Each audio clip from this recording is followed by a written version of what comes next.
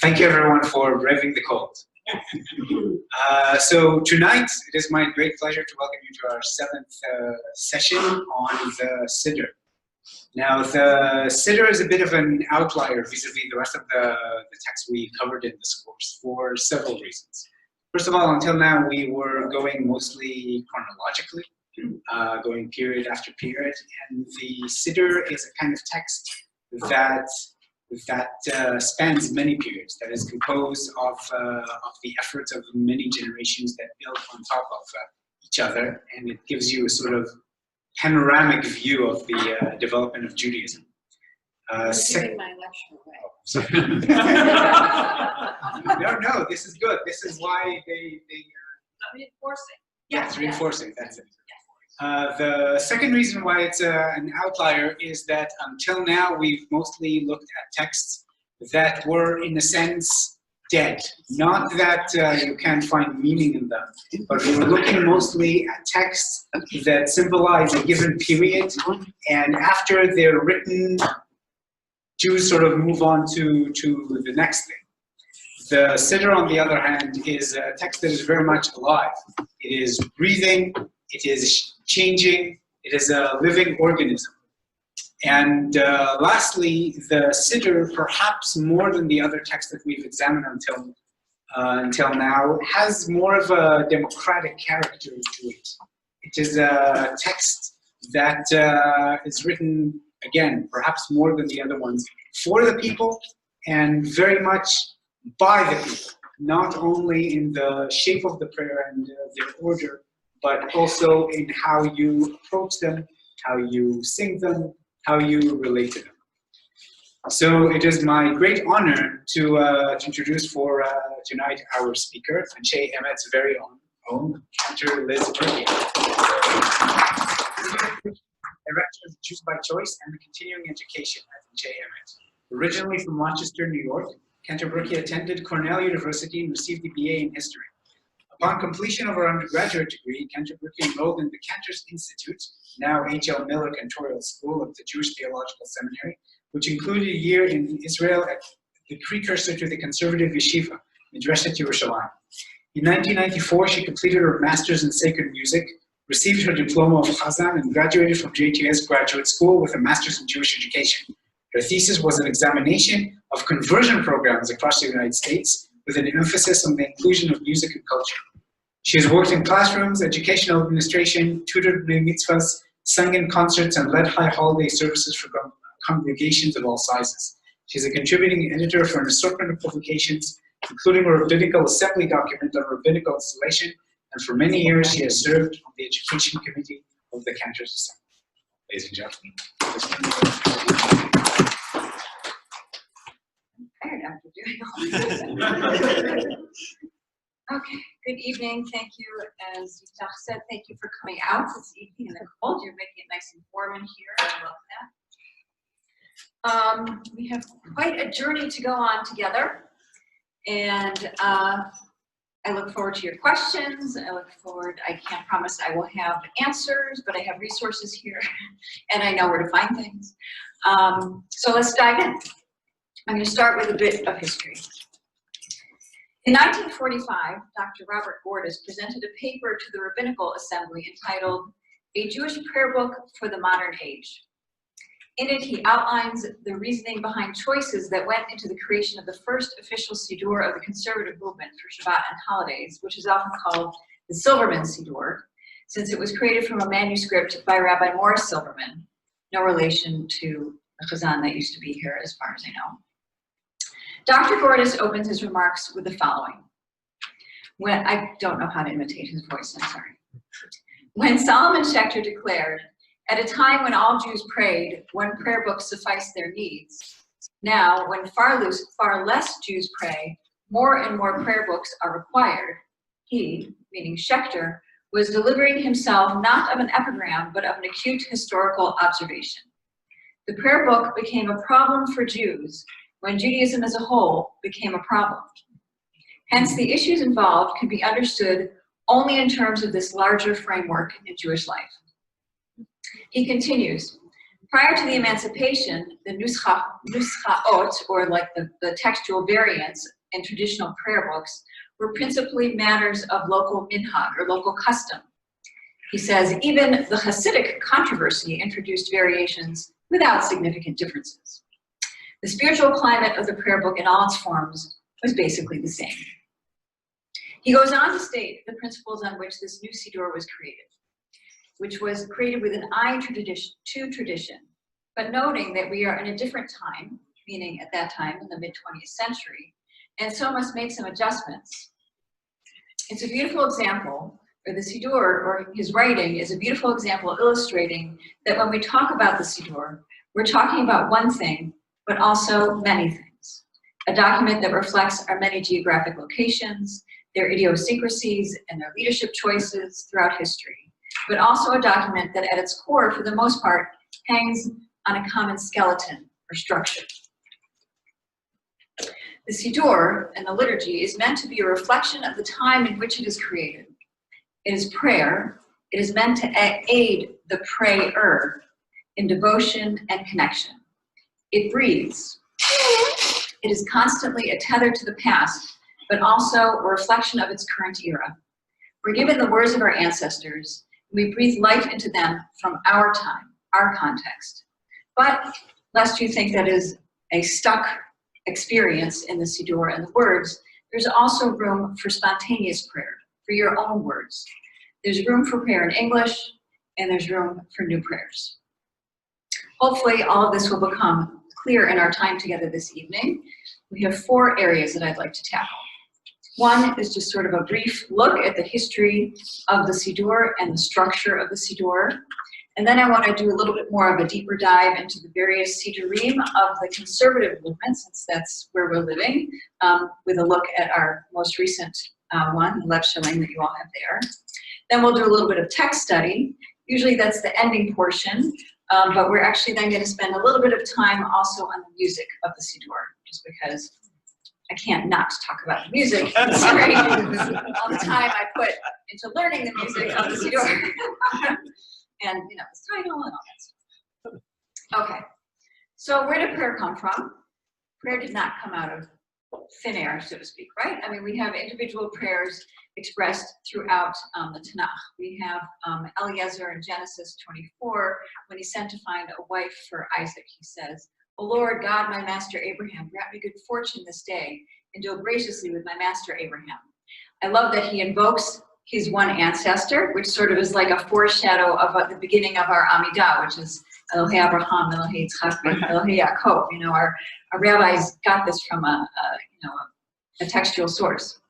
We have later on in Numbers, chapter 12, when Miriam is struck with white scales and Moshe cries, "Oh God, pray heal her, El na rafana la," which is a basic prayer for health, which again, we still continue to this day in the form of the Misha Berach, which is done most often when the Torah is out, on weekdays and Shabbat and festivals. We have Hannah's prayer at Shiloh, which ultimately she becomes the example for how to pray. She is seen, she is thought, the priest sees her and thinks she's drunk. She's sort of there silently swaying and her lips are moving, but there's no sound coming out. And he says, "Go home, you're drunk." And she says, "No, I'm praying. And so ultimately she is the exemplar for us as a prayer, as a prayer. And we're seeing where you see people often with the shuckling, right? And you may see their lips moving, but not necessarily sound coming out. Or you may even see sometimes people praying with their hand over their mouth and sort of whispering, and then the hand being over the mouth sort of reflects the sound back to their ears so they can hear themselves. But she is the dugma, she is the example for that sort of praying behavior. And then of course we have all the Psalms in the writing section. So all of these are of course our individual prayers. And the question is, when did we become a community of prayer? When did we become a community of prayer? So for this we need to take a little diversion, a little side step into the growth of the synagogue. So bear with me.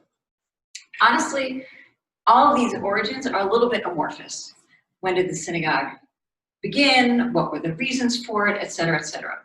The earliest ruins that we have of finding a synagogue, from what I've read, is in the 3rd century of BCE in Egypt. And it's thought that it was some sort of a Beit Knesset. I mean, that is the earliest terminology, a gathering house, a place of assembly, and specifically for Shabbat and festival worship, and then also for text study. It became really a place for text study. These houses of assembly stayed in place and grew in popularity during the Second Temple period, and some theorize that the synagogues were sort of places of assembly and almost encampment when it became the custom to send representatives from the community to the temple with offerings from your community for the various festivals, and then also to worship at the festival time and Sabbaths and new moons and fast days and things like that. There are a variety of ruins. If any of you have been to the Galilee, there's so many ruins and those beautiful mosaics that they find. And in those synagogues, they developed a Palestinian rite of worship, which was able to continue, though it was a little bit tenuous under Roman rule and got cut off a little bit earlier than the synagogue communities that were growing in Babel. The Palestinian rite sort of continued until the 4th, 5th century in Babel. It continued into the 6th century and a little beyond. With both of these rites, however, a similar skeleton was created, but there were different ways of expressing what they wanted to say, although they were still talking around the same themes. The earliest liturgy that they used in these early synagogues was related to what was done in the temple at the time. So there were paragraphs related to, there was the Shema itself, the Shema paragraphs. There was recitation of the 10 Commandments. There were psalms that were done of the Levitical choir. And then there were a series of blessings, sort of bakashot, request-type blessings that were done. And there were, of course, there was a priestly blessing specifically in the temple. There are also records in the Mishnah of slichot for fast days when there was a drought. There was liturgy around the blowing of the shofar in Rosh Hashanah, and there were confessions by the high priest on Yom Kippur. There was not a lot of uniformity to the words of these early prayers, and actually they were not written down. They were discouraged from being written down. Not that there was a ton of writing happening at that time. And there's scant record. Lawrence Hoffman, who's a wonderful scholar in this area, writes that of the Mishnah's 63 tractates, only one, Brachot, deals as its main topic with the daily and Shabbat statutory public service. And over half of that prefers topics related to mealtime prayer or occasional blessings, like seeing a rainbow, which we still say to this day, or hearing bad news, which unfortunately we also still say. High holiday liturgy cannot even be reconstructed from the Mishnah, so tiny is its coverage there. We almost never get full texts of early prayers. What liturgical descriptions we have in Tannaitic literature is usually cultic events long gone. The Sukkot water celebration, the second tithe confession, the first fruit affirmation, or the Ma'amad fast day liturgy. I haven't been to any of those occasions lately myself, although I heard that Simchat Beit HaShoeva, the water celebration at the temple, was really something to behold, so I'm sorry I missed out on that. There are Talmudic traditions of travelers from Palestine observing diverse liturgical customs in Babylonia. Rab's observation of the use of the half Hallel there on Rosh Chodesh, for instance, which then became a practice that is continued to this day. And notations of liturgical diversity between the two great centers are available in the early post-Talmudic or Gaonic era.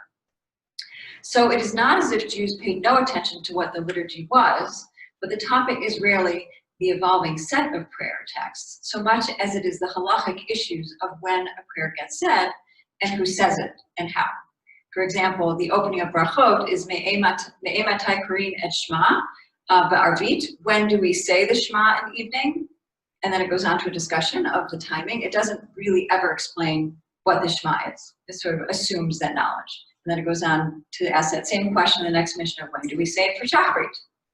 So getting into discussions about sunrise, sunset, when you can distinguish between colors and things like that. But again, not really clarifying what exactly is being said. Okay. Any questions up to this point? So you said that the Mishnah clarifies when certain blessings are said. Correct. The Mishnah was written. The Mishnah was codified around 200 of the Common Era. The other question is, you said the origin of the synagogue, of creating kehilot. Yes.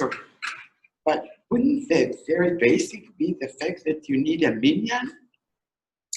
Well, so much of the prayer, so there was a little bit that I skipped over, I'll back up, thank you. So, you know, when there was the destruction of the first temple, that's when it's thought that these Knesset, these Batei Knesset sort of first started as a way to retain some of the festival liturgy and Shabbat gatherings that happened.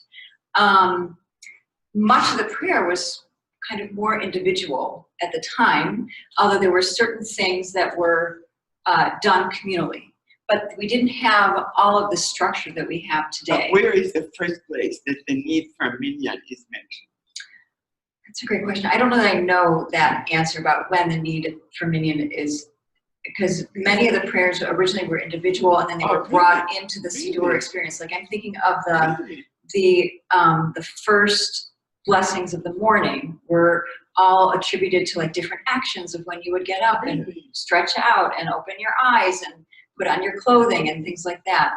And for those, you don't need a minyan. There's actually very few things that we need a minyan for in Tefillah, which is the Baruch Hu. We'll be looking at all these texts. Recitation of Kaddish. You can say the Amidah, the standing meditative prayer, privately, individually. If you want to say it out loud, there's a way to do that that's slightly different, you know, in the out loud repetition of it. But most prayers can be done individually. But I don't know, Kira, do you know when, like, the first talk of, like, needing a minyan? Yeah. Tell me. What did you say? The Mishnah doesn't talk about minyan. Yeah, thank you. Yeah, thank you. And it depends on where you are. The minyan is party, and Palestinian Talmud is 7. And the minyan in Babylonian is 10. Did everybody hear? No. That he said in Sephardic, or was it the Palestinian rite that you're saying? Yep. So the Palestinian rite, a minyan is considered for 7 people, whereas in Bavel it's considered 10, which is what 1, I guess you could say. In most cases. Why would they even want a minyan? What was the reason behind it even needing a minyan? So eventually it became to be able to say certain prayers, in particular for mourners to be able to recite the Kaddish. Well, why couldn't people just do it individually? What was the need to even have to have it? Another class. Okay. No. Anybody want to add to the discussion, John? No, I'm waiting to hear if you got some kind of answer. I mean, I'm sure there are many answers, but I'd like to hear yours. Why couldn't it just be an individual? It can, but they, you know, for some things, you're required to come together as a community for festivals, for Shabbat, to hear the Torah. I mean, much of our early worship and the synagogue experience was actually based on study. So, and then texts arose from that were actually kind of honoring the rabbis, like a form of the Kaddish is honoring the teachers and the rabbis. And those were always said in a group. I don't know, also, I mean. Yes, there's that. I think the whole mourning thing developed because of the community. And you look at the mourning ritual, it's all about forming a community. You know, there are things you do by yourself, but there are also people in the community is obligated to help you with. And so that encourages that. And you can't study by yourself. You have to have people to study with. So I suspect what happens is that the first Kaddish is at the end of the study period, Kaddish rather than and that you would actually have a group for that. You can't study by yourself. And these things develop over time. You want a community, you want to be together. So you only need a minyan. I mean, the Baruch Hu, you need a minyan because you're commanding the group to pray, and then so you group command, otherwise you don't think about it. The Kaddish is, you say by yourself, and in the long Kaddish you say with the group, but that's, I think that's probably based on the whole temple ritual, but the long Kaddish probably said. The morning's Kaddish is morning ritual, it's a community affair. So, I mean, I think, you know, as Ken Brickman said, all this stuff was developed over time. I don't think the Mishnah and the Tosefta don't talk about movement in specific numbers. I mean, they don't say you can't be for this. They will say that if you have X people, you can do this, and if you have this people, you can do that. You know, like we do for the haircut. Unless so, you say one phrase. If you've got 3 people, you say one phrase. If X people, if 5 people, you say another. If 10 people. That's what the Mishnah does, and then it gets regulated over time as it, you know, as it moves on. And then by the time you get into the Quranic period, then they start. This is the rules. Yeah. But I mean, remember what both Barry and I tried to say. While the Talmud and the Mishnah are being formed, there aren't no rules. They're creating it as they go. It's only when you look back there it says, oh, this and that, because the rules are set in the 7th, 8th, 9th, 5th century, and then the whole period. And the tradition says this is the way they must have done it, because this is the way we do it, and so therefore we've always done it. But we have. Thank you very much. John, were you going to say? Yeah, I mean, from listening to your lecture and Larry's, it seems that there's at least 2 streams of development going on. You have a legal development in the Mishnah, but I think what's going on in the synagogue is in many ways distinct from the rabbis. And I mean, we've even had that discussion, and that there's a whole development of custom and prayer, which is a separate stream of development. And they know each other, but you've got the rabbis over here taking care of themselves, being scholars and scholias, and then you've got the people over here who need synagogues for their community and for praying, and when they're sick, and when someone dies, which and they're separate. Right. So I almost feel so. In some ways, we were as a people so used to coming together in community at the temple. So I feel like that was kind of always our urge, is to be together and not be alone. You know, going through all these things and celebrating our bigger sacrifices. Everything was always based on being together as communities. And one answer to your question, one moment, Bruce. But then also, John, to speak to your point, you know, it was this time period. It was this like soup, as you said, of the rabbis and, you know, the Pharisees, Sadducees, and like sort of who is going to rise to the top, kind of in the power hierarchy, especially post destruction of the temple. And the rabbis came in, or the Pharisees, which then became a rabbinic tradition, came in and exerted themselves and made these made these dictums saying, this is the way we're doing it, this is the way you do it. They imposed this structure to sort of fill that void of leadership, if that makes any sense. And the synagogue became kind of this more democratic place also, where the rabbis could be in that position, because, you know, it wasn't so democratic with the priests in charge of the temple, because everybody was looking to the priests, and it was the priests who had to do your sacrifices for you, and that's where we brought it. And it was a very different kind of hierarchy than in the synagogue, which felt this is something for all of us together in some ways, even though the rabbis eventually sort of rose to the top and became the leaders. Does that make sense? Yep. Yeah. Would you agree with that kind of assessment? Sort of? Or do you want to refute me? Historian that you are. Historian that you are. Do you have a different take on it? No, I mean, that's the thing, but that happens in the golden period. Mm-hmm. Because Right. What we know about the synagogue, which is not very much, is that the rabbis were involved in synagogues other than their own school. Right. And that the synagogues that you see floors on the floors and you visit all the rooms, those probably didn't have rabbis enough to make a community. Right. And then it's, what you said, as John said, this all sort of meshes together. But they seem to be totally different strings. And then in the Gaonic period, it all sort of gets tied together. And then we begin to develop the liturgy that we have it based on the framework which is there. I mean, the mission tells you the framework. This is very clear. Right. And no, because the Talmud is full of these prayers, and many of them are Rob's prayer or Rabbi John's, Rabbi somebody's prayer.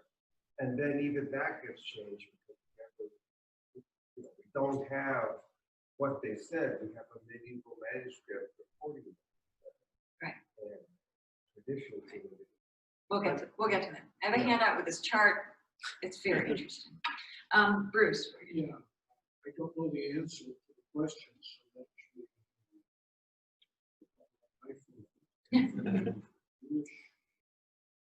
Jewish encyclopedia.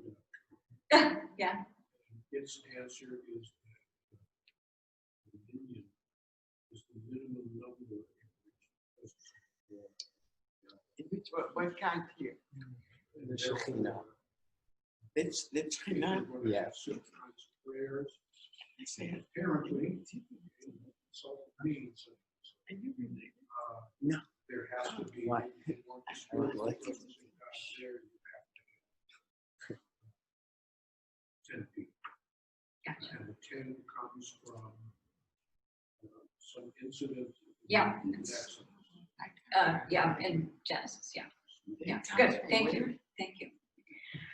Okay, so moving on, thank you for everybody's filling in of our blanks. So after the Talmudic era and the further dispersion of communities, a variety of rites that continue to develop on their own, but we start to see some standardization as a response to a tshuva, a question. The question was sent to the head of the study house in Surah, and it was, I'm trying to find the name. Okay, the question was, what were the 100 blessings that you're supposed to say each day? Because there was this statement in the Talmud by Rabbi Meir that said a person is required to say 100 blessings every day. So the question is, what are those 100 blessings? We do not have the original answer to that, but I will tell you, if you go to aish.com, you can find a chart for a variety of days that will help you achieve your 100 blessings every day, just in case if you want to try to do that. It's easier on a weekday because of all the middle blessings of an Amidah, but anyways. So in the 9th century, this question was posed from a community in Spain, and Natronai, the Gaon of Surah, answered. The community and his successor, Rav Amram Gaon, created a Siddur based on his ideas. We do not have a record of the list, as I said, but that became the standard from which future Siddurim were then built or created. Rav Saadia Gaon in the 10th century created a fuller Siddur intended for everyone, whereas Rav Amram, according to sources, was more intended for leadership of communities. On his travels, on Saadia Gaon's various travels, he discovered a variety of discrepancies from community to community. And so as not to lose the core of the tradition, he decided to, quote, collect and arrange the established prayer, praises, and benedictions so that the original form should be restored. So Rav Amram and Rav Saadia's Siddurim gave us the basis for today's Siddurim. Following this, we have Siddurim by Rashi and Rambam, whom we studied most recently, of course, with Dr. Schoenfeld. Rambam in particular was not pleased with the way Chazanim droned on about God. I will say that. So the prayer experience was very spontaneous in this time period, and while people had certain themes on which to pray, they very often, they were poets, you know, and they made things up ahead of time, or maybe they said things spontaneous in that moment. But there was a comment about how apparently in one of his writings, he said that they were saying descriptors that would not even be fit for people, let alone God, in these various poems that they were going on about. So somebody said that, as one author put it, Rambam took a blue pen to many of the piyutim that were used in his day when he sort of made his Siddur much more concise. After Rambam, or in that same sort of time period, actually, we have the Machzor Vitri also from the 12th century, containing the entirety of the liturgical year, along with commentary and halacha. Vitri was in France, and this was written by one of Rashi's students. It's reported that it was 10 times the size of Rav Amram's and Rav Sadia's Siddurim. So our experience and our liturgical experience grew vastly in that time period, as you can tell. And now you get to see this fun chart.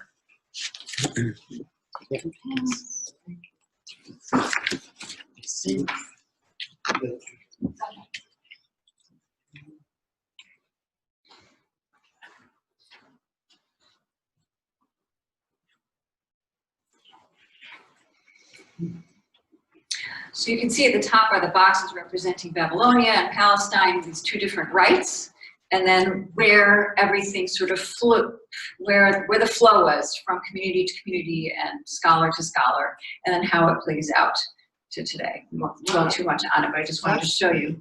What'd you say? I said it's fascinating. It is fascinating. It's very confusing, and there's so many different versions of prayers, you know, and every once in a while throughout history, things had to sort of be distilled back down into what's relevant for our time period. Of course, after the printing press became popularized, especially in the Western Hemisphere, more Siddurim became available, and again, local customs flourished. In 1868, Sullivan Baer, a German Jewish scholar, published a definitive text of the Siddur for Ashkenaz, comparing, according to sources, all available manuscript versions, tracing the tefillot back to their original source in the Talmud. It's from this that modern-day Siddurim take their template, and that's, every sort of, there's so many variations on the Siddur after that time period, but his is sort of like the imprimatur for like the most traditional version of the Siddur, I would say. We don't get the first translation of a Siddur into a language other than Hebrew until in Italy in the 16th century. Although what's interesting is that they actually wrote it with Hebrew letters. They wrote Italian in Hebrew letters. So they were reading Hebrew letters. They were reading so they could read Hebrew, like many do in our day and age phonetically. But they didn't necessarily know what they were saying when they were reading the Hebrew, so they wrote Italian translation, but still in Hebrew. So I thought that was fascinating. And over time, various communities, and in response to various historical things, crusades, et cetera, the liturgy changed and adjusted, and we see that throughout time. For example, Kabbalat Shabbat was not added until the 16th century from the mystics. In the weekday Amidah, we have a paragraph, V'lam al Shimim, which says, frustrate the hopes of all who malign us, that all evil very soon disappear, that all your enemies soon be destroyed. May you quickly uproot and crush the arrogant. May you subdue and humble them in our time. This is from the Palestinian rite. It's sort of very finger-pointy and aggressive. It's a very aggressive request, I think. And the Aleinu, which existed as part of the High Holiday liturgy, was in the Middle Ages brought into every single prayer service, at the end of every single prayer service, so based on the desire of the communities at the time. And also in more recent times, and actually let's turn over the next page now, another response is something like in the Al-Hanisim. So we had in our Siddurim these two Al-Hanisim as part of. We say this during Hanukkah, as it's noted. We say this during Purim. In the miracles, it's in a section that we'll look at more closely in a little bit, giving thanks to God. And so we're giving thanks to God for these various miracles, but then after the establishment of the state of Israel, a new Al-Hanisim was written for Yom HaAtzmaut. And this didn't appear actually, as far as I could tell, in the conservative prayer book until the 1960s. So would somebody like to read this out loud for us, just so we can hear the Al-Hanisim done? I assume in English, right? Yes. Okay. Yeah. In the days when your children are returning to their borders At the time when our people took root in its land, as in days of old, the gates to the land of our ancestors were closed before those who were fleeing the sword. When enemies from within the land, together with seven neighboring nations, sought to annihilate your people, you in your great mercy stood by them in time of trouble. You defended them and vindicated them. You gave them courage to meet their foes, to open the gates to those seeking refuge, and to free the land of its armed invaders. You delivered the many into the hands of the few, the guilty into the hands of the innocent. You have revealed your glory and your holiness to all the world, achieving great victories and miraculous deliverance for your people Israel to this day. And it's beautiful. And what's so lovely about it, and maybe during the Chavruta time, I have different texts to look at, but you can also sort of compare it with the other versions that have existed from more ancient days for Hanukkah and Purim, because they really modeled this after those formulas. And it's just beautiful how they retained that structure and the feeling of those times. Yes? Is there a tune for it, and is it similar to the Hanukkah tune? Oh, so if you look at the top of the page, the Al-Hanisim words at the top don't change for any of these. So Al-Hanisim that could be sung in any, we associate that tune, I think, most often with Hanukkah, but you could sing that at any time. And then it's really just the internal portion of this that changes depending. Very often it would just be chanted, and I'll get into in the last portion of our time together how it might be chanted, just depending on, Yom HaAtzmaut is generally on a weekday, so it would just be chanted in what we call the weekday Nusach. But you could still sing the Al-Hanisim song if you want. Actually, I don't know if you'll find I don't think that you'll find the Yom HaAtzmaut Al-Hanisim in there because it only falls on a weekday, so it's not actually printed in there as far as I know. Everybody understand? She was looking for the Al-Hanisim in a Shabbat and Festival prayer book, but we have certain calendrical restrictions on when certain holidays can fall. So. Another change that happened over time, of course, is the addition of the Imahot, our foremothers, in the opening parts of the Amidah, which we'll look at that a little bit more closely. And then we have things related to like Yom HaShoah and Yom Yerushalayim also. So over time, as you've said at the beginning, the Siddur is not done. It's just not done. We just came out with this one in 2016. I just, in the last Chicago Jewish News, I read about a new Orthodox Siddur that just came out that was edited by Rabbi Matanki Adkins. So, and the whole Orthodox world was overjoyed by the Koren Sachs Siddur just a couple of years ago. So, it's like, really, there's another one, So, the Siddur is just constantly evolving. Yes, Tom. So speaking of that, how does this get vetted? Is it by the movement itself, like there's been an assembly or reform the Central Conference of Rabbis? Because you're adding this because of what happens in history, like independence, or the Shoah, whatever. It makes sense that you can adopt the Nusach, depending on what falls in the calendar. But who kind of makes the ultimate decision? Is it a consensus by any means? I'm just very curious. Right, so that kind of goes back to the opening statement by Gordis, which is like, it became a problem when Judaism became a problem, the Siddur. So with emancipation and really the rise of reform, so it was the reform movement that made a lot of aggressive changes to the Siddur and brought in more vernacular and took out messages, ideas of Mashiach, and took out the idea of Mechayeh Metim, resurrection of the dead, and really kept the same skeleton and structure, but kind of pared it down a lot. So it was in response to that then other movements created their versions of the Siddur that were more comfortable for their communities. And some of it is, so when we go through talks, which we'll do in a few moments, the various Siddurim of the conservative movement, much of that is by committee, by leadership, but some of it is by what are communities dictating? What are they drawn to? Certain things fall away when communities don't do them, but certain things rise up, such as the addition of women into, or Rachel, Sarah Rebecca Rachel Leah at the beginning of the Amidah. That was also the reaction to a rabbi in 1990 brought a question to the Committee of Jewish Law and Standards in the conservative movement and said, this is the way I propose we should do this. There's been a question from my community. How should we do this? Here are various examples. We did this research. And ultimately, what's called the CJLS, Committee of Jewish Law and Standards, and the conservative movement passed it. It was like something like 9 rabbis were for it, 6 were against it, and 4 abstained or something. So, which leaves us today with, in our Siddur, we have both with and without, right? So, yeah. Like they have Palm 18 and Hakol. In the reform, exactly, I right. would give people a choice in a lot of them. Exactly, yeah, so, and they have swung more to tradition again, like they've brought back much more Hebrew, but then they like made liturgy out of, in their most recent prayer book, Mishkan Tefillah, they made liturgy out of Debbie Friedman's Misha Berach, which became so popular and people loved it, and they put it right there in the Siddur, so it's like, this is now liturgy, you know?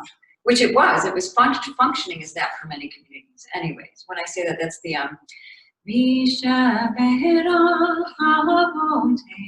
that one, if people are familiar with that one. Okay. Questions? Are you going to talk a little more about this chart? I'm not. I'm going to move on from the chart because I want to get into the text study and everything.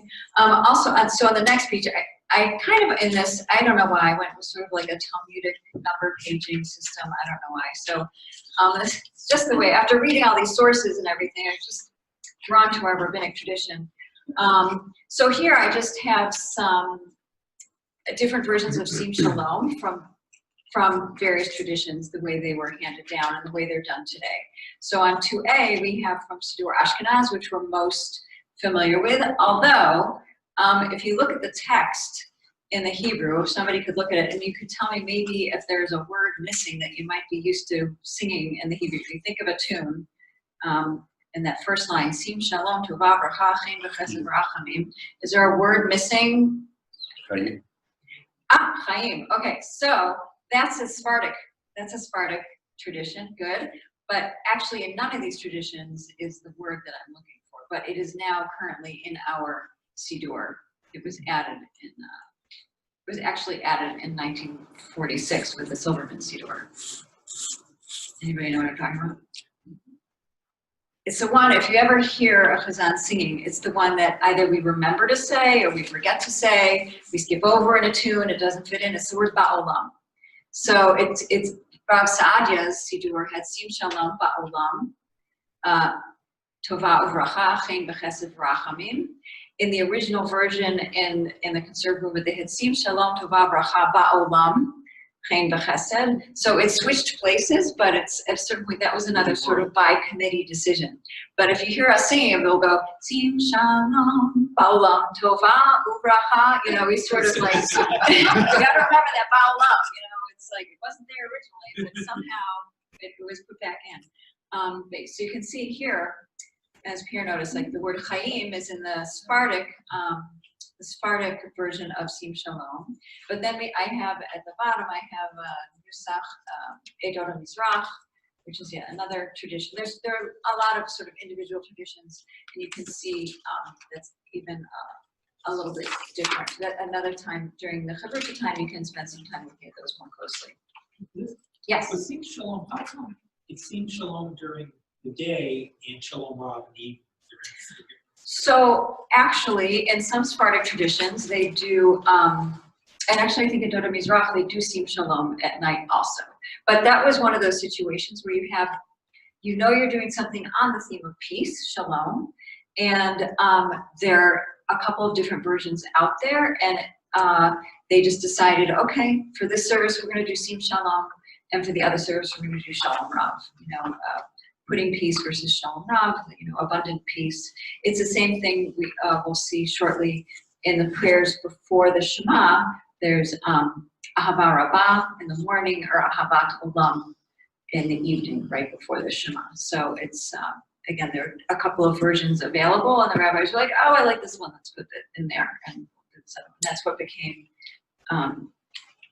codified, I guess you could say. So let's look at a little bit of the organization of the Siddur. So I'm on page 3A in the handout.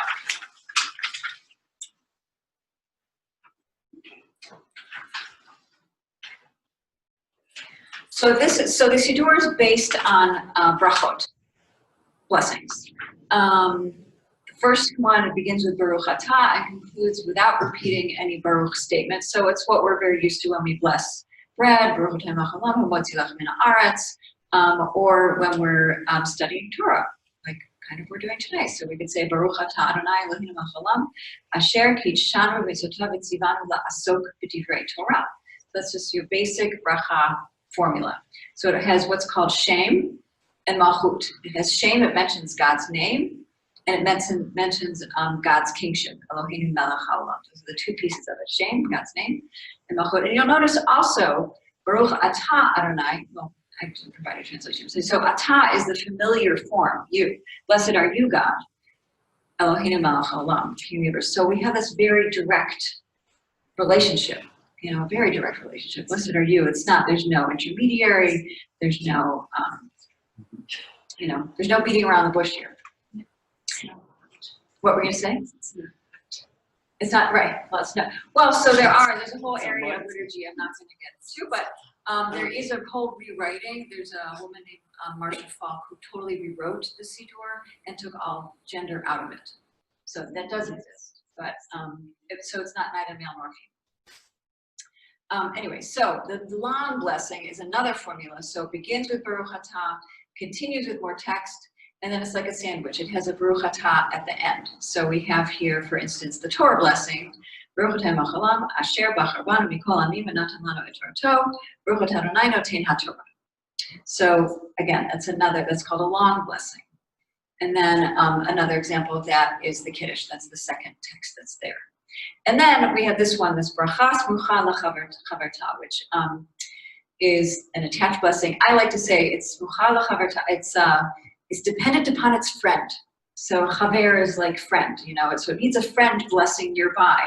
So, for example, if it follows after another bracha and begins without Baruch Atah Adonai going directly into the thematic material of the bracha, and it closes with what's called a chatima. So I'll point all of that out. So for instance, at the bottom one, since we already brought up Shalom Rav, this is, if you know that tune, Shalom Rav al Yisrael Amcha Tasim Le'olam. So this doesn't need an opening Baruch Atah Adonai statement because it's part of the body of the Amidah. And there was the whole big Baruch Atah Adonai at the beginning. Baruch Atah Adonai Eloheinu Elohim. So that's sort of like the opening blessing for the whole thing. So then each individual part of the Amidah sort of goes right into its theme, and then it ends with a summary or chatima. Here, it's also like a signature. It's a signature that sums up its theme. So Baruch Atah Adonai Mavarech et Amo Yisrael B'Shalom. So blesses your people Israel, the nation of Israel, with peace. Any questions about this? So this is the basic building blocks of the whole Siddur experience. Okay. And then on the back of that, on 3B, what we have here is just the introduction to the whole structure of like the prayer experience. So every liturgical experience begins with some kind of warm-up. So in the bottom left-hand box, Birchot HaShachar, and Psukei DeZimra, these are all things to get our ruach going, get our mind in the right frame of mind, get our mind in the right place. Then we have the two essential parts that are our earliest parts of liturgy, which is Shema and the Amidah. The Amidah is the standing meditative prayer. It put silent prayer, but the Amidah is that standing silent meditative prayer. But after it, there's invitation for personal prayer also, which is your spontaneous. Although the Amidah can also be made up of your spontaneous words too. We shouldn't feel limited by the text that's been handed down to us, because originally everything was spontaneous. Then if there's a Torah service, the Torah comes after that. And then there's always the concluding pieces. And you can see it's meant to build up to this amazing climactic experience of Torah and study and sort of encounter with God again when we take the Torah out and review the Torah, basically. And then we have underneath that a basic structure that kind of explodes out the structure of the Amidah. So the Amidah opens with 3 blessings of praise, then it has blessings of request on the inside, this is on a weekday, and then it has blessings of thanksgiving at the end, ending with peace, which would be the Shalom Rab or the Sim Shalom. And then we won't talk through these in the interest of time on 4a and 4b necessarily, but this just gives you an outline of the different daily prayers. So Shachrit is the morning, Mincha is the afternoon, and the Mariv service is in the evening. And you can see what are the basic sections of each of these services. And on the back of that, 4b, these are the various services for Kabbalat Shabbat. For Shabbat, sorry. So it starts with Friday night, and then it goes to Shabbat morning and Shabbat Mincha. So you can see what are the commonalities, what are extra things. And then on 5a, I would like to just spend a moment on that before we do our text study. Who would like to read the teaching at the top? Rabbi Yehuda said. Go for it, David. Rabbi Yehuda said, one should never request his needs in the first 3 brachot, or in the last 3 brachot, but only in the middle ones. Since Rabbi Hanina said, the first section, like a servant who organizes his praise of his master.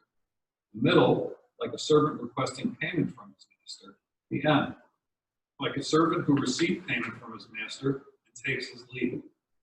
So that's basically, we sort of butter up God at the beginning, and then we make all of our requests, like I would like better knowledge, and I want healing, and we want good crops, and bring us the ingathering of the exiles, and restore the Davidic kingship, and all these things, and then after you put in all these requests, and go down your laundry list, and then it's like, and thank you very much, I take my payment.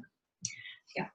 So, but that specifically is for the weekday, which is done multiple times a day. But what I like about this chart below that is that it explodes out all the different times of year of what happens. So you see the first box and the last box are always the same, because those blessings, it could be a Tuesday morning in February, or it could be Yom Kippur morning, whatever. Those first and last boxes, those are always the same with some minor additions depending on if it is like the high holidays. That's one of the only times there will be slight changes in each of those boxes. But then the middle changes depending on what we say is the inyan diyoma, the matter, the interest of the day. What is the point of that day? Why are we there praying? So most days we're there asking for stuff, the 13 petitions in the middle. But the sanctification of the day is essential to holidays and Shabbat. And then at the bottom, we have the Malchiot, Zichronot, and Shofar, which are the high holiday liturgies. Like the Hallelujah, like all that big stuff that we make a big deal out of. So what I'd like you to do for text study for the next little bit is 6a and b is what I did is the inner parts of each Shabbat Amidah. So text 1, going left to right on each page. Text 1 is the Shabbat evening Amidah. Text 2 is Shabbat Shachrit Amidah. These page numbers, by the way, that I've included here are for Lev Shalem that you have in front of you. And then on the back, text 3 is the Shabbat Musaf Amidah, and then text 4, which in my case there's a hole in the middle of the 4, but it's 4, is the Shabbat Mincha, the Shabbat afternoon. So what I'd like you to do, I can pair up with the people right around you, groups of 3, 4 are fine, and try to determine what is the path that we go on, what is the journey we go on in our various Amidot of Shabbat. What is the message we're trying to receive in each one, and how does it relate to the prior ones? And then there's your text. Yes. Can you say one of those instructions again? Yes. So the idea is to start at the Friday evening Amidah. What is the theme of that, of those inner blessings? And then moving on to the Shachrit, what is the message of that one? And then moving on to the Musaf on the back, what is the message of that one? And moving on to the Mincha, what is the message of that Amidah? And sort of what is our flow in the Shabbat experience?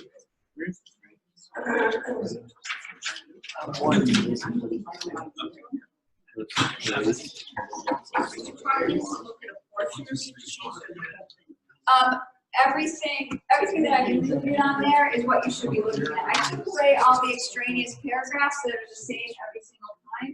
What you have here is what I would just call the guts. The guts. This is the inner sanctification of the day portion of each of those.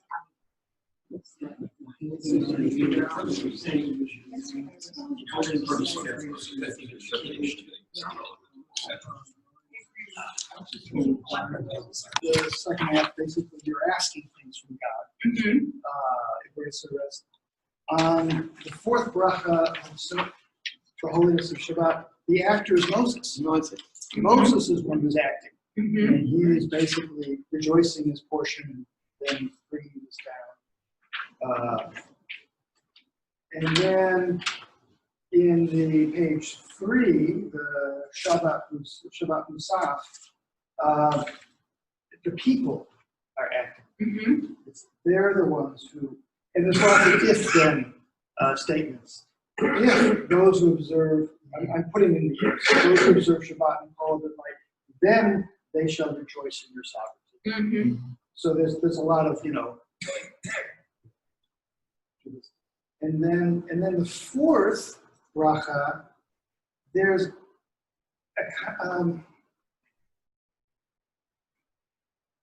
a making the name more active.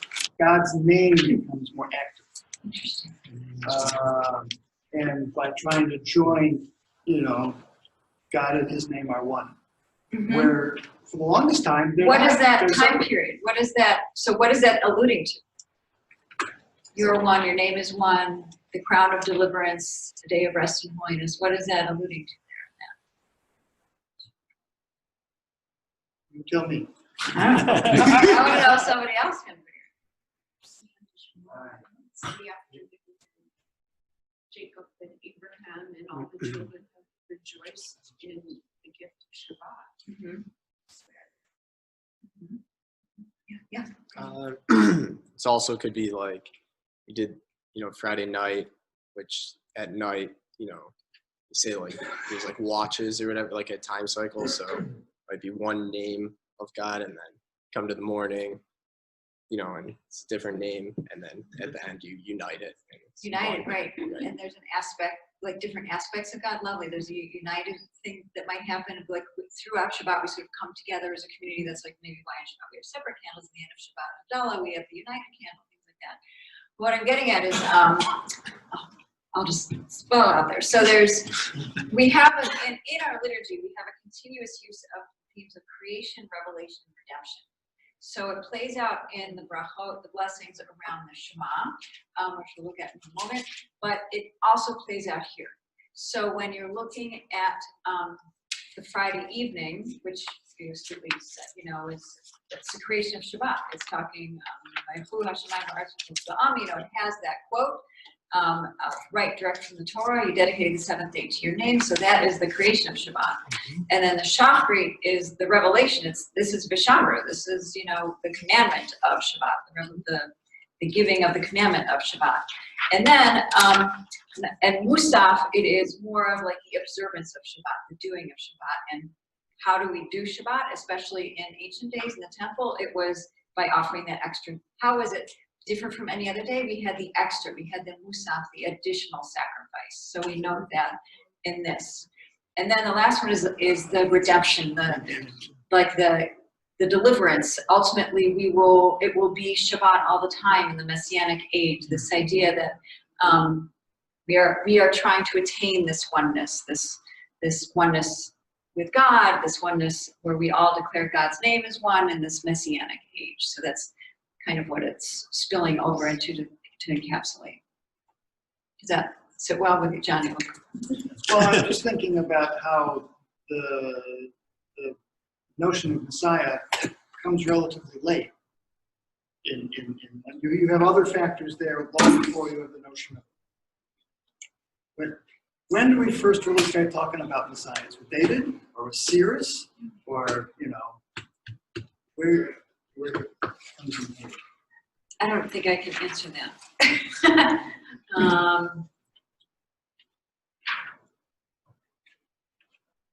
Yeah, I'd have to look that one up unless, Gary, do you have that at the tip of Well, your? I mean, the day of Yahweh is in the it's an era of peace, but it's all going to be So inside Isaiah and Jeremiah. Yeah, I mean, the person doing the labor, the idea that there's an end to this all when everything works out is prophetic. Just how it comes about, and the idea of the world of which is done peace, and literally, that's the end of Isaiah, the Jeremiah. It's also with Ezekiel. Thank you. Okay, moving right along from our text study. Thank you all for participating in that.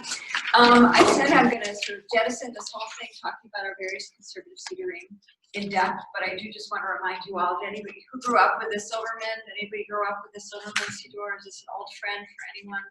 This is my well-worn copy from learning how to daven at the seminary. I use this, but this was the one when the quote that I said at the beginning by Robert Gordis was talking about this Siddur, because this was a seminal moment in the conservative movement. What I find so interesting, speaking about Musaf sacrifices, so it did make some liturgical adjustments and things like that. I won't go into all the details, but what's so interesting in Musaf here, and they talk about the translations and updating things. What they don't do is translate the sacrificial things. They just provide the citations for them where you can find them in the Torah, but they never actually don't mention like killing sheep and things like that, which I find so interesting. And they also changed, they made the choice in the morning blessings. There are these 3 blessings that are said right off the bat. Thank you, God, for making me a Jew. Thank you, God, for making me free. And thank you, God, for making me in your image. But originally those were in the negative. So thank you, God, for not making me a woman was how it was written. And thank you, God, for not making me a slave. And thank you, God, for not making me, I forget what the other one was now. A Christian. Yeah, right. Or, there are variants of various ones. So they did make the statement here of putting them the positive, which was nice. But what they don't do in here is they say Ben Horin. So for the free one, they don't have a Bat Horin here. So women, I guess, aren't included in freedom here. But however, so it took until 1985 or so for them to revise things a bit, which was, Silverman had a good long run. It really did. But so this was also a huge undertaking. This is everything but the high holidays. And in here, just going back to those blessings, as you mentioned, Don, also they were like alternative to Musaf and here, so they're getting more alternative and options for people. And they include women, Bat Horin, but in parentheses, just so you know. And because this was also kind of had like a choose your own adventure feel to it, because it had like some congregations add, and things like that. It was go to this page for this thing, so it's whatever. But this was anybody have strong feelings or memories about this particular Siddur? This is Siddur Sim Shalom. Yeah.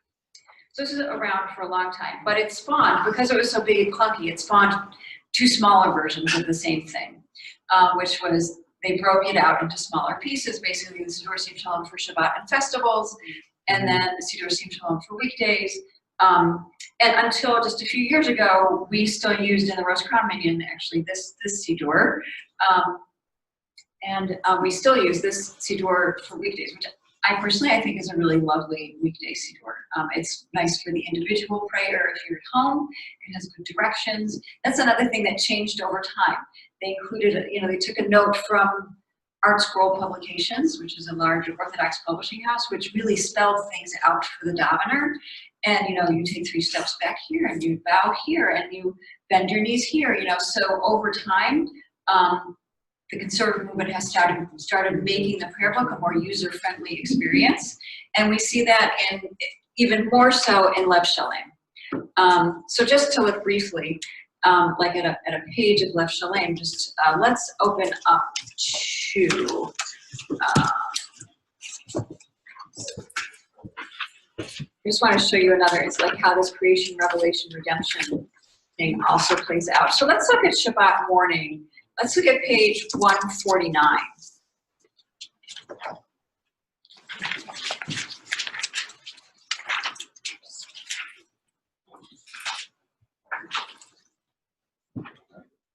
So this Siddur has a very different layout from many Siddurim, and they really took a page, you know, they looked to the Talmud kind of as a resource in terms of how to lay out the page.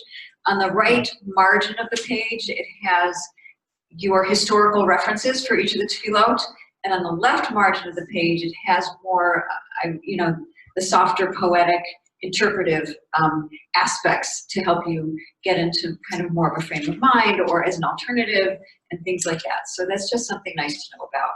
It also has more transliteration, and it also has a visual cue for when to bow. So if you look at where it says leader, the praised Adonai, to whom all praise is directed, and then next to the congregation, then leader responds, next to the word praise or baruch, it has that little sort of curly Q signal, which is a signal of bowing. So that's like, let's handhold a little bit here, which is nice.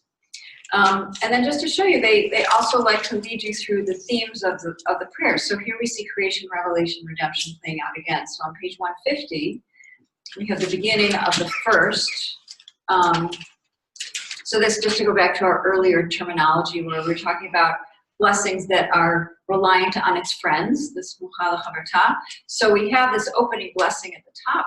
Baruch atah Adonai, our God, sovereign of time and space, forming light and creating darkness, bringing harmony while creating all. So that's like the opening statement. And then we go into a whole litany of things about creation. This whole first theme, as it says, is first bracha, before the Shema, the creation of light. So it spells it out right for you. It guides you through this thematic material. One thing that I'm not getting into tonight is like the whole area of Piyutim. Huge historic area. Lots of beautiful poetry, but there were many what are called yotzrot, which are poems specifically for this creation area, sometimes written specifically for each day of the week. Okay, so we get there, and then finally we get to the blessing that closes out the chatimah, the signature blessing for this whole creation. Creation section is on page 153 at the bottom. So all this is talking about God as creator. You see what's nice is the transliteration is there for when it's common to do something together as a community. And then also there are those little triangles that signal this is where the chazan or the leader may be picking up if it's been silent and mumbly for a while. If you hear something out loud, then this is likely where the person is speaking. And then we have another theme on page 154, the second bracha before the Shema, God's great love. Again, it fills the theme, but this is really revelation because it's leading up to the recitation of the Shema, which is our gift. This gift, the Torah is our gift. So Ahava Rabbah is the morning selection for this. And it has, again, it goes right into the theme. You have loved us deeply. And then at the bottom, we get the Chatimah, the signature blessing, closing out that section. Baruch atah Adonai, who lovingly cares for the people Israel. And then we get our actual recitation of Torah text, which is the Shema and the accompanying paragraphs. And then what they didn't do, actually, is point out the third theme, which is the redemption theme. It's there. It's the whole after the Shema. It goes right into our recounting of the Exodus story. You know, you redeemed us from Egypt. It's right there at the top of page 158. And freed us from the house of bondage. Their firstborn you slaved, your firstborn you redeemed, etc., etc. And then it has a direct quote from the Shirat Hayam, which we just read last week in the Torah from the Parsha, which is the Song of the Sea.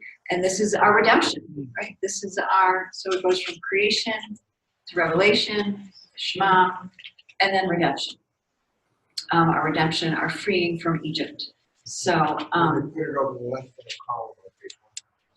oh, do they? Yeah. Oh, yes, it's small print, thank you, yes. Redemption.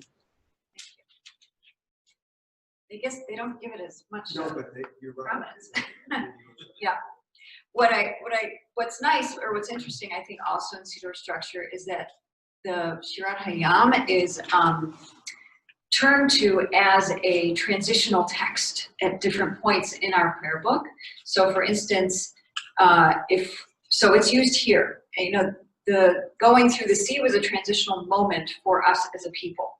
And it's used here to transition us then, if you turn the page to the Amidah, the beginning of the standing meditative prayer.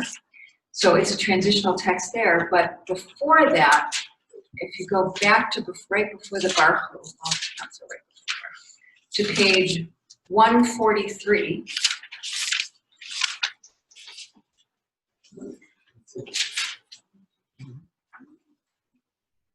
you have the entirety of the Shirat Hayam here, which contains the Mi Chamocha in it. So here, this is ending the whole, in that first, one of those first boxy charts that I said, the Pesukei de Zimra, the sentences of psalm and praise that get us in the right frame of mind. So this is meant to be the transition out of that, like, okay, now you're being ushered as a people, and we're reliving this moment of being ushered through the sea, and you're being ushered as a people thematically now into the main section of our prayer experience, which is the Shema, and then ultimately the Amidah. So it's used as it was transitional for us as a people, and then it's put here to help us move forward as well. Yes, there's so much more I could go into, but I do want to spend the last 5 minutes on music of the Siddur. Good. So we'll get it. But okay, do we feel okay about this? I did a lot. I covered a lot of ground. Music of the Siddur. So I have a colleague, well, not a colleague, he was a teacher, sort of a colleague, but a teacher named Boaz Tarsi, and he had this wonderful expression called text, time, occasion. So our music, so the word for music that we use is called nusach. And nusach is made up of a few different things. It's like an equation. Nusach equals the mode, the scale of the prayer, plus the, if there's any metrical tunes that might be done, plus what are called Misinai tunes. So these are tunes that are so old and a part of our tradition, it's as if they were given at Mount Sinai. So some of those are like Kol Nidre, the way we traditionally chant it in the Ashkenazi, right? You know, Kol Nidre Sare. You know, if I started singing Kol Nidre to a pop song, that just wouldn't feel right, right? So you know, there's certain things, like if we get to that Aleinu in Rosh Hashanah, and I just start going, the one from Malchuyot, I mean, you know, when we bow and prostrate ourselves fully, and I just go like, Aleinu l'shamayach, or, you know, instead of the Aleinu l'shamayach, you know, I mean, there's a grandiosity that gets communicated in the text, the time, and the occasion. So this plays out throughout our calendrical year, and it used to be said, particularly, so I'm talking particularly about the Ashkenazic music tradition.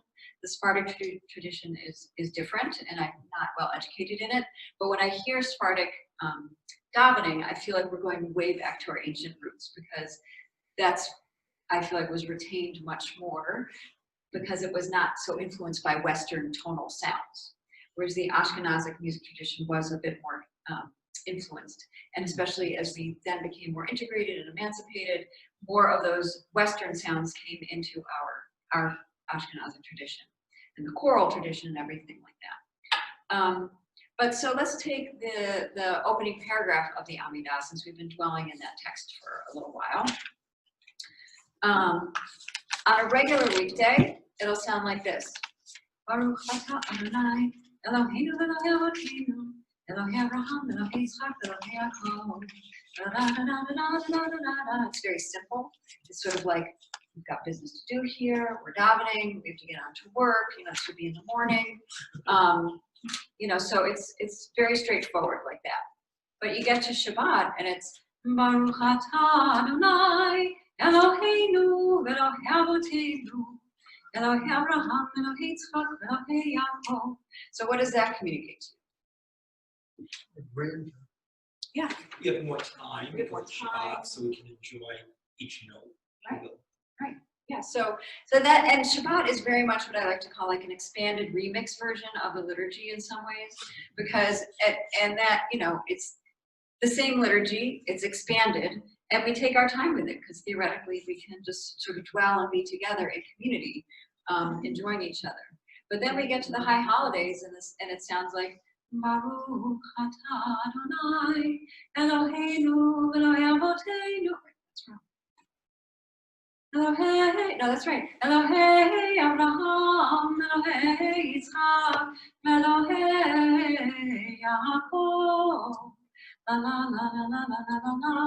So it has its own tonality. Again, text, time, occasion.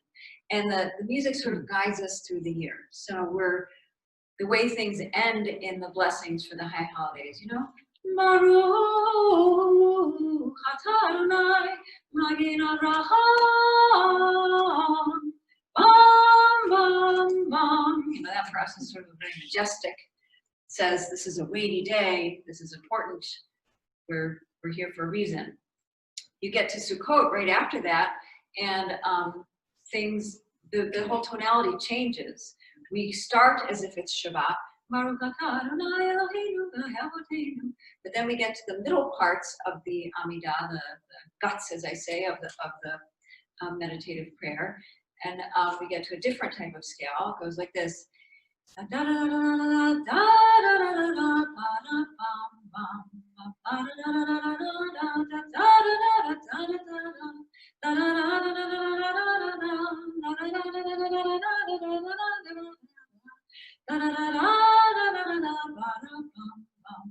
Which has that's the festival sound. So hopefully the person leading services knows that.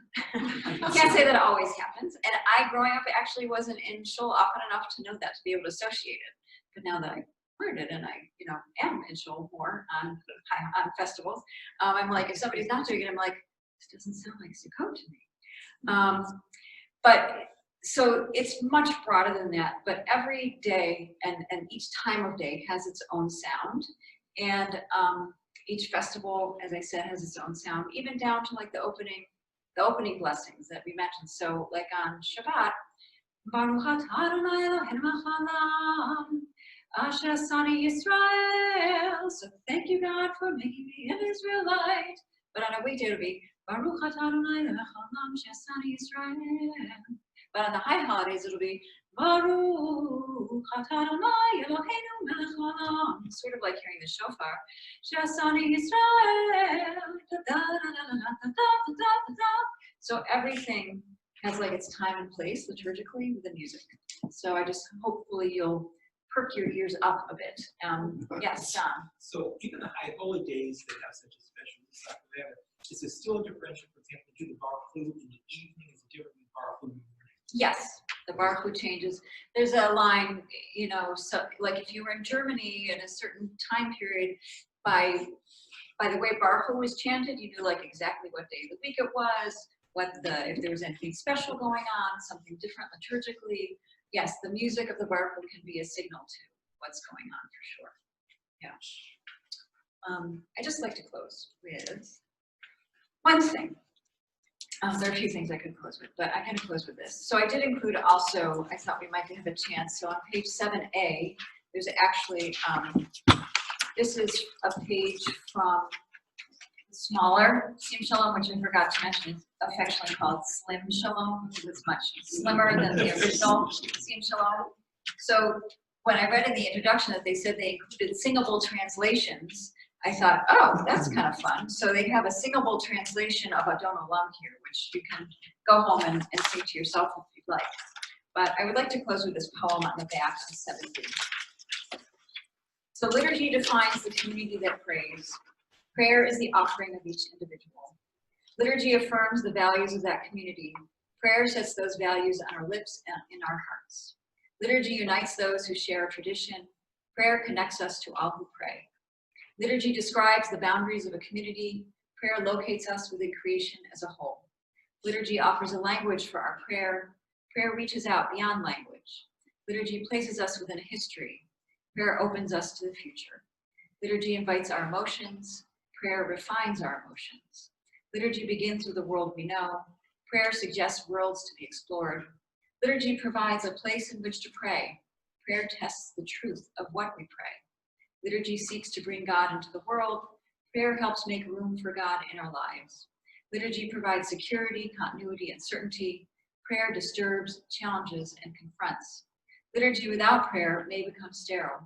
Prayer without liturgy may become selfish. Liturgy is an event. Prayer is a risk. Liturgy sets limits. Prayer offers space.